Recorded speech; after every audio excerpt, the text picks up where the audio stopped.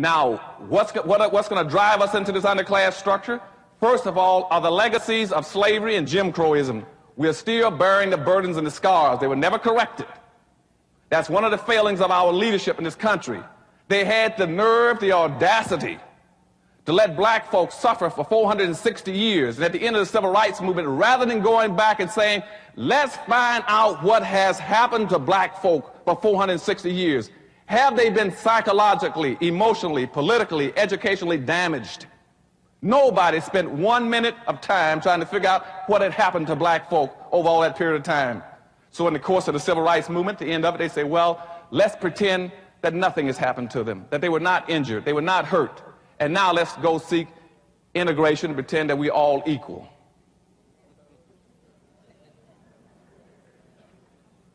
Now that was grossly unfair, because by that point in time, and by the 1966 period, whites had become economic giants in America.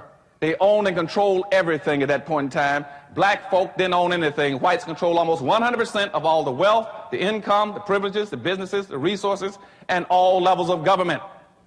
Blacks had nothing. Blacks were one-foot midgets.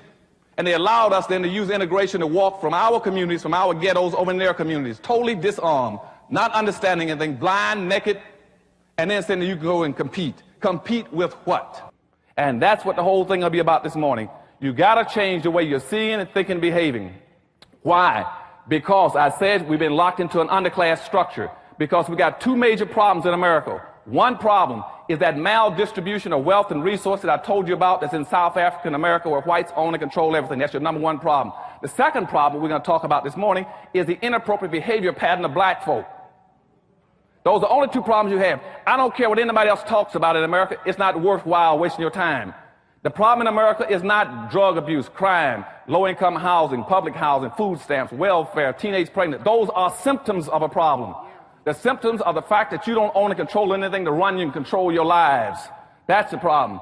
And the second thing is inappropriate behavior pattern. A black person cannot be a racist. Racism is a power relationship between groups of people.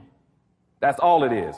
It means where one group of people have control of so much wealth and power and resource that it can deprive, hurt, and injure and exploit another group to benefit itself. Never in the history of this earth have black folk ever controlled that much resources and where they can have gone out of their way to exploit, injure, and do something to whites. So therefore, racism only started in the 16th century, when you began to commercialize slavery against blacks. That's when racism started. There was no such thing as racism before that. The other thing, and before I get into my presentation, you got to understand racism also comes from the word race. Race means group. So whenever you hear people talking about now, you cannot prove racism because somebody fired you from a job, they are absolutely right. And the power structure and all the white think tanks in Washington know that. That's why you can no longer prove racism, because racism does not apply to an individual. It applies to a group. And because I discriminate against you, that's individual, that's personal. It's not group-based, and so you can no longer prove group-based discrimination. The second thing about the word race, remember also, which is very important for our discussion today, is the word race means being in competition. See, they didn't pick house, tree, car. They said racism. Race means being where people are competing from here to there. And we are in competition. That's what racism means. Black people must learn how to compete or survive, or not compete and perish. As the Cheshire Cat said to Alice, who was lost in the Wonderland fantasy, it doesn't matter which road you take if you don't know where you are going. It is time for Black America to take a good hard look at where they have come from and where they are going. Are they moving forward or standing still? After centuries of participating in protest, marches, race riots, and demonstrations, and pushing for integration and passages of endless number of civil rights laws, Black Americans are increasingly sensing that something is wrong. Go figure, right? They question whether or not they are on the right road. A comparative analysis of socioeconomic conditions shows that Black Americans have entered the new millennium much the same as they entered the previous 4 centuries, as an impoverished, powerless, and neglected people, since there have yet to be any programs and public policies specifically ordered to eliminate the plight of the black masses, their future, like their past. looks bleak. Amidst a rising tide of white conservatism, the wealth and income gaps between majority white society and blacks are widening. Nearly half a century after the Supreme Court ordered racial desegregation, Black Americans still bear 6 to 8 times their proportional share of poverty, broken homes, homelessness, criminal incarceration, unemployment, and other social pathologies. Desegregation should have been about redistribution of wealth, power, and resources, not social integration. So, social integration has only addressed the symptoms of our issues, of our dilemma, rather than the causes. It is extremely difficult for Black people to progress when the same hands that held the whip still holds almost all the wealth and power. And happy Monday and welcome back to On the Shoulders of Giants. I am Joseph Ward, and we are beginning our reading of Dr. Claude Anderson's book, Powernomics, the National Plan to Empower Black America.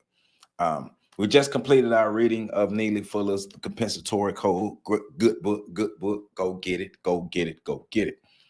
I put up the poll in my community tab, and with 34% of the votes, Dr. Claude Anderson's Powernomics won, and that was the book that you guys chose for us to read and review. So here we are reading and reviewing Dr. Claude Anderson's book, Powernomics. And I just opened up, giving I just opened up on page 1 of chapter 1. Dr. Claude Anderson opening up, talking about the challenges that we face in America. As we go deeper in the book, he's going to explain more of the challenges that we face internally and externally, and leading up to his plan of how we can improve and empower ourselves as Black people. But first, we have to look in the mirror at ourselves and be honest with ourselves. And that's why I love that we started with the ISIS papers and the compensatory code. Because, all right, now we know what white people did from a psychological standpoint. We know how it affected us, and we know what racism is. And now we're finna look at it more from an economic standpoint. But all in all, I believe all the books go together, even though we're just getting into it. But even from the information that I'm reading in chapter 1, I believe all of the information goes together. And chapter 1 goes from page 1 to page 30. So make sure you catch up on the reading of page 1 to page 30. So I'm picking back up on the second paragraph of page 3. All right. Blacks should get off of the social road to nowhere. There are no yellow brick roads to the future, nowhere Blacks simply stumble into the wealth and power in a comparative society. To find a better road requires Blacks to unlearn old behavior models, strategies, and learn hopelessness in the race matters. Blacks must understand the nature of the competitive race and make a radical metamorphosis that they must decide where they want to go, get out front of their competitors, and work hard to get there first. If Blacks compete, they can expect to succeed and survive the race for wealth and power. And that's what we're just getting into. That's the part we're going to get into now, is the race for wealth and power. But remember, racism is a team sport. Racism is a team sport. You see in the clip, he's talking about they chose the word race for a specific reason, because it's talking about competition for wealth, power, land, and resources. I talk about this all the time. Race is a competition for wealth, power, land, and resources. We are the only ones not willing to play the game. We're the only ones who don't have a team. Now, we have players that could be on the team, but because we don't operate as a team, because we don't think as a team, because we haven't solidified ourselves under codes as a team, we're in the game that we're forced to play, but we're not playing it right. And we don't want to, a lot of us don't want to play the game, but whether you want to play the game or not, the game is being played, and the game is going to dictate your quality of life and your existence. So if you want to have more control, if we want to have more control in our existence and our quality of life, we have to understand the game that is played around us and get our shit together, become a codified unit of people, and play this game to win. Stop trying to be nice. Stop trying to be friendly. Stop trying to sit on the sidelines. Stop just trying to just make it and just survive. We have to thrive as a group. We have to put We have to pool our resources together and work together as a unit to win. That's how we win as a society, pooling our resources together and working together in this race, in this competition that we're in. So he says, racism, and wealth. Although slavery and Jim Crow semi-slavery ended generations ago, their legacies live on in various forms of structural racism. Contrary to popular notions about the concept of race, it is more than a biological grouping. Race is about financial, political, and social currencies. It is a form of stored wealth and power. Whiteness has monetary value. Knowing the origin and nature of the value of race is essential to the analysis of Black America's dilemma. It is important that Blacks know why the race problem refuses to die and how it is used to keep them in a non-competitive and powerless group. The word race first appeared with the emergence of the slave practice in the 16th century. Records indicate the word race was selected because the various European slave trading nations were in a contest competing to profit from the mineral and human wealth of Africa. Let me say that again. Records indicate that the word race was selected because the various European slave trading nations were in a contest competing to profit from mineral and human wealth of Africa. The prize for winning the race was the power to develop the Western civilizations using the wealth extracted out of Africa. Black people were non-competitors in the race, and we still are. To our demise, we're non-competitors in the race. They were the prizes, so they could never play nor win. That's how it was. That's not how it is. We can play to win now. We're not enslaved. We're not physically enslaved. We may be mentally, emotionally, psychologically enslaved, but we're no longer physically enslaved. So because we're no longer physically enslaved, that means we can make better decisions for ourselves. But the problem is the psychological job that has been done on us. So that's why it was important for us to read the ISIS papers in the compensatory code so we can better understand the psychological aspects of slavery. Remember, it affects every area. Racism affects every area of human activity. This is the area of economics. We're specifically concentrating on the area of economics while we're reading Powernomics, but we're learning how racism affects economics in more detail, right?